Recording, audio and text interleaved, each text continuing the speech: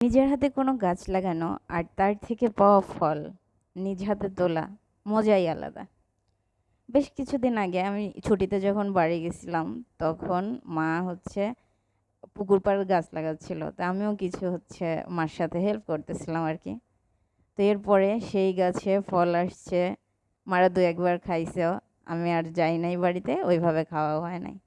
তো এবার বাসায় যাওয়ার সাথে সাথে মা বলতেছে, এই তুই যে ধুমে গাছ লাগাইছিলি সেটা অনেক ধুমে আসছে, চল যাই পেরে নিয়ে আসি। পুকুর পরে এসে দেখি আসলেই অনেকগুলি ধোঁয়া হয়েছে। আর এরা পাতার ভিতর লুকায় লুকায় থাকে। মেহগনি গাছ আছে পাশে, সেই মেহগনি গাছে উঠে গেছে। তা আমি বলতেছি, মা এগুলি তুমি কাটো, আমি খুঁজে খুঁজে বের করে দেই।